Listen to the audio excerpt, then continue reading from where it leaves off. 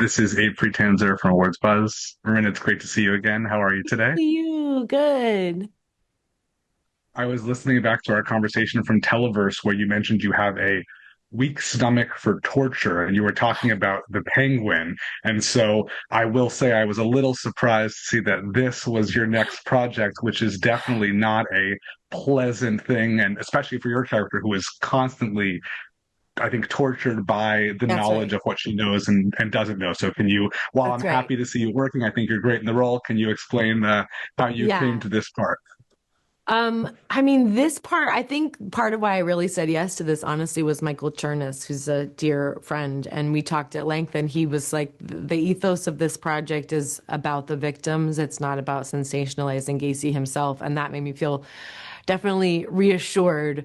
But I remember thinking about this woman and her journey, at least in terms of my journey through this series, was a little bit more like Greek tragedy or something, because it was just sort of like the heights of human emotion one after another, that I didn't really get a break, but that I was sort of honoring an experience that unfortunately a lot of people in this particular story, but also a lot of people have experienced this kind of loss. And that felt to me like the story I was telling and the responsibility I was carrying.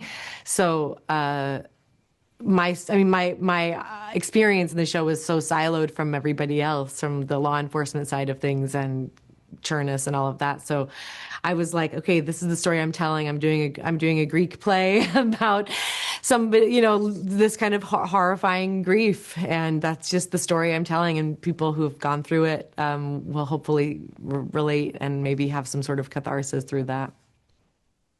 I think it is a real fine line that with so much true crime stuff out there that a lot of people are concerned that it's sensationalizing. And so, what do you think was, made this stand out and not go over that line, this project? Yeah. I mean, I think that honestly, like the effort that went in the writer's room and with Patrick and what he was trying to focus on in bringing to life some of the stories of some of these young men before they met Gacy feels like such an honorable task in being able to really introduce us to the people and not just to think of them as victims only. And even the scenes with the Peast family and trying to understand how that affected them throughout the years. I think that's something we don't think about a lot when we watch true crime, is what happened to the victim's family years later, and I think that's really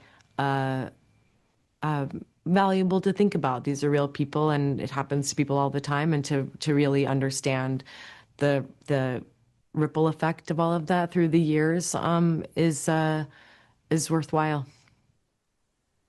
I've been watching Michael for years, and I almost can't even remember. I know Orange is the New Black, a lot of different Yeah. things that I've severed that I've seen him in, but he's a face that I'm glad to see, getting this kind of main role. But it's also strange, I'm sure, for you to see him as this character and sort of like Zac Efron playing Ted Bundy, that like there is something very likable about him, Yes. which maybe feels wrong. But I know that's part of the power of the performance. Even if you weren't acting with him, what was it like seeing this transformation for him? Yeah, no, it was a nightmare. I mean, I saw him the day before the camera test, and he's the Michael I know and love with his long, shaggy hair and his beard, and I've known for 20 years. And then the next day on at the test, I was like, I don't think I can talk to you in person like this because I don't know who this person is, and now I can only see Gacy. And it was a real relief, though, to get to connect with him while we were in Toronto together and to feel like we could just sort of touch base. Nobody involved in this show wanted to take it home with them. We all were just sort of really there for each other a lot, all of us on the show. And that's also, I think, somewhat unusual, but because of the nature of the show, we all really made an effort to stay connected and be there for each other. And that was a unique experience and really necessary, I think, for everybody's well-being. But yeah, I've known him forever, and before he even started working on camera so much, we were doing off-Broadway shows together, as kids in the East Village, and so it was very special and very moving to be a part of this with him.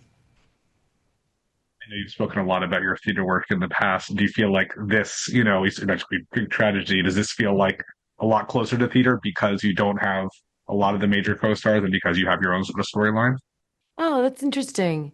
Maybe, yeah. I mean, also, especially because the other actors who were playing my family, we were always talking about theater. They're all theater actors. Some of them were theater actors in Toronto, uh, which is, is a town where there's a lot of the industry all in one town, sort of like London or something. So they were theater actors.